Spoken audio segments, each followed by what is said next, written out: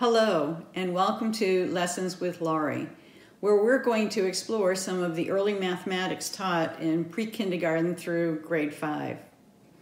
Along the way, I want to explain some of the rationale for the way mathematics is taught and the way in which we want students to come to learn the mathematics. I know that young children often ask the question, why? As a matter of fact, they can ask it many times throughout the course of a day. They're curious. They want to know. They want to understand. Well, I know that as a parent, a very valid answer to that question is, because I said so. And that's all right. But in a mathematics classroom, when students are learning and trying to make sense, it's not okay for the teacher to say, because it's the rule, or because this is the way you do it. If there's no understanding behind it, students will misapply that rule or have serious misconceptions that show up later on. So let me ask you to think about, instead of students asking you why, how about if you turn it around and ask them the question, how do you know? As they're working on their math questions or their math work. Maybe, can you explain whatever it is they're working on? Or, how do you know that your answer is correct?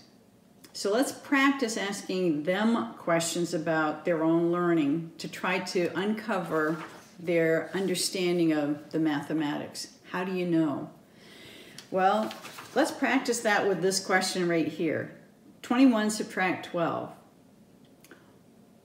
What is the answer to the question? And more importantly, how do you know? What was the strategy that you used to find your answer?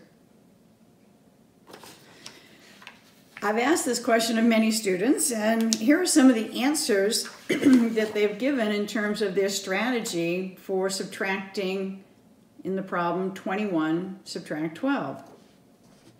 Perhaps you as an adult said, gee, 12 plus 8 is 20, plus one more gives me 21. So you've added on in order to find that answer, and you got an answer of 9.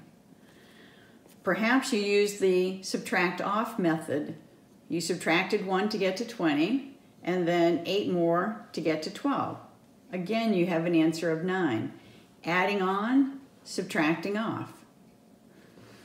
Perhaps you used the number 10. You said 12 plus 10 is 22, but you recognize that 22 is over by 1. And so the answer is only 9 and not 10. Perhaps you subtracted 10 and said, I have 11 now, but my original problem was 21 subtract 12, so I need to subtract 2 more. Again, you have an answer of 9.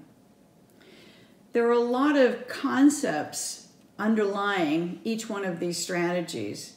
And we want students to be proficient and fluent with all of these strategies.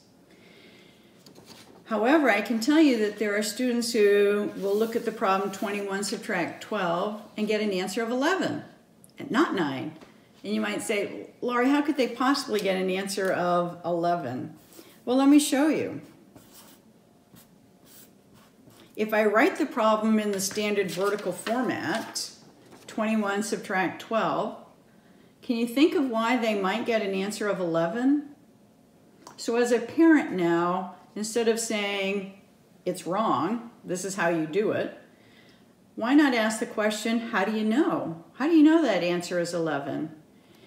They may say to you, because I took the smaller number from the bigger number.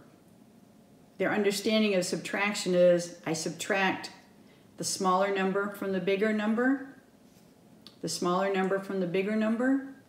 Well, certainly there's some underlying misconceptions here about place value and the meaning of subtraction. And while we're at it, let me just say something about language.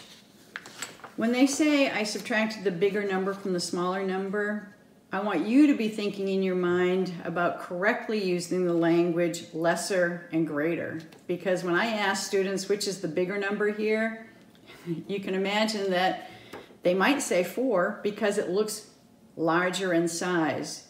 So be careful about language.